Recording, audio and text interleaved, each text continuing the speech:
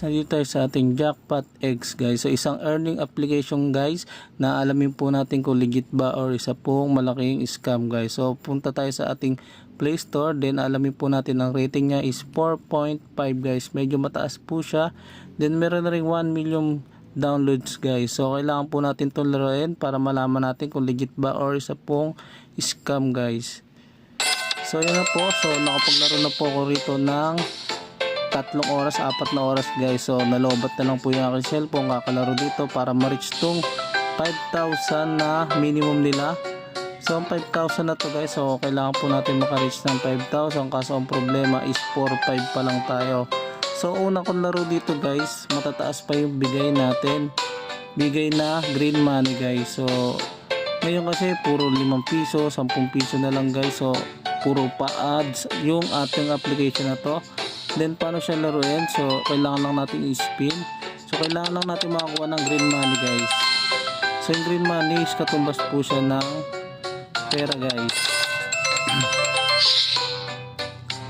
So try po natin laruin. Katulad po yan, marami pong green money. So yan po yung binigay sa akin. So magkano na lang yan. Una kong laro na ito is 200, 100. So yun po yung matataas po yung bigayan. Ngayon po kasi na malapit na ako makapag 5,000.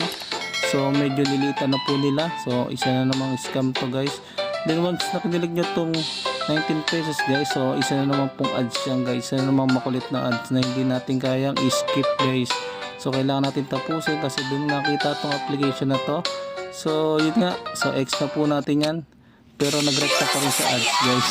So yun na nga, sa tapos na natin yung ads. So bawat click dito is katumbas ng isang ads guys. So nakakainis yung ads na to. Doon nalobat yung aking cellphone. So yun na nga guys. So naiinis ako dahil hindi po natin ma-reach yung 5,000. So nag-research muna ako sa ating YouTube guys. So YouTube platform, nag-research ako tungkol dito sa Jackpot X na to guys. So ngayon nalaman ko sa video na isa po itong malaking fake guys. Then nagrekta ako sa comment section. So yung comment po nila puro negative guys. So puro negative comment po yung nabasa ko. Then ipa-flash ko siya sa screen para mabasa nyo rin guys. So ito lamang is isang review kung legit ba or fake, kasi ayoko na rin tapusin itong 5,000 na to. So marami naka-reach ng 5,000. Ang problema nga lang, hindi rin po nila na-withdraw. Then marami pang process bago siya ma-withdraw. Minsan nag-e-error, minsan may pinapa-pre-spin pa na 200. So marami pa po siyang kailangan gawin guys. So kung ako sa inyo guys, so huwag nyo nang laruin itong games na to.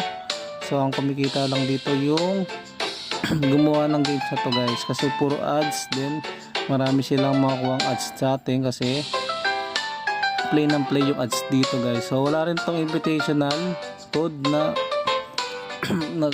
ano. So kaya puro lang to games guys. So walang invitational dito. So puro games lang to, kaya hindi po natin to magagawa ng paraan guys. So kailangan talaga laruin to. Pero para sa akin ito is scam guys. So huwag nyo na laruin. Sayang yung oras nyo rito, sayang yung battery nyo. So sayang yung utak nyo rito sa paglalaro dito guys. So yun lamang guys, once again. So ipa-flash ko na lang sa screen yung mga comment dyan guys. So peace out.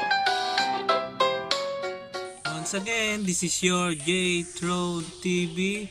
See you guys to my next video. Peace out.